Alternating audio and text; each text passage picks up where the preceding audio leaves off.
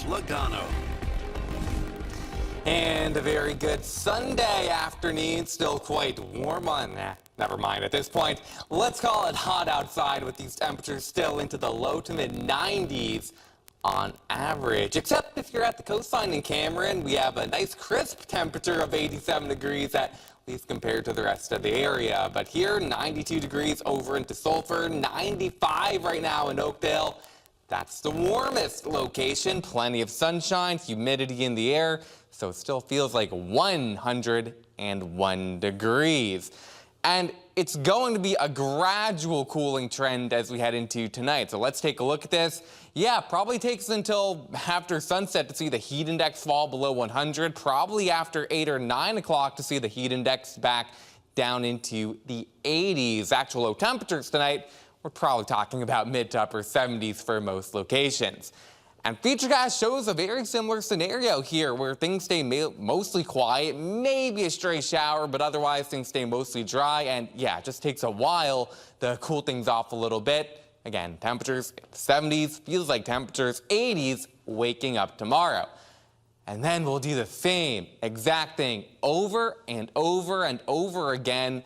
At least through Wednesday. High pressure moves a bit closer, a lot of sunshine tomorrow, so that's going to warm things up. And like today, we could see the heat index near 105 at times in the afternoon, maybe a couple locations that exceed that at times. There still could be a bit of a southerly breeze that would be good like today to stir the air up a little bit. Overall, though, just use those hot weather precautions. Be sure to take frequent breaks if you're doing any sort of outdoor work. Rain, very limited aside from maybe a pop-up shower or two.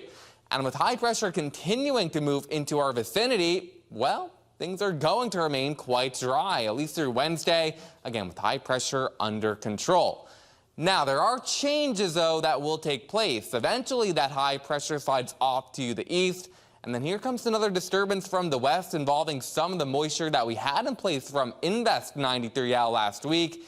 That begins to head westward across the Gulf once again, and by Thursday, Friday, and maybe even Saturday, I think we're back to seeing at least a normal summertime coverage of showers and thunderstorms. We'll still iron out which day may have the greater rain chances. Right now, that may appear to be Friday, but we still have plenty of time between now and then to iron that out. No doubt, though, again, rain chances will go up, especially after Wednesday. Now, as far as the tropics are concerned, it would not be a shock if an area were to be outlined in the Gulf if we do get another disturbance. But even if that were to happen or be the case, like we saw last week, that would be far from a guarantee anything were to come of that. And honestly, right now, I think those chances are pretty low. Only area that's outlined is an area in the tropical Atlantic, but that, too, has a very slim chance to actually develop. So no tropical worries in the forecast right now, just a lot of hot and humid weather, mid-90s, I think, especially by Tuesday and Wednesday, before those rain chances increase as we head into the later part of the week. There is a bit of good news, though. Tuesday looks dry, so for a back-to-school drive at Wendy's, you don't have to get out of your car, stay inside, stay in the AC, but you won't have to worry about rain. KPLC volunteers will just have to sweat.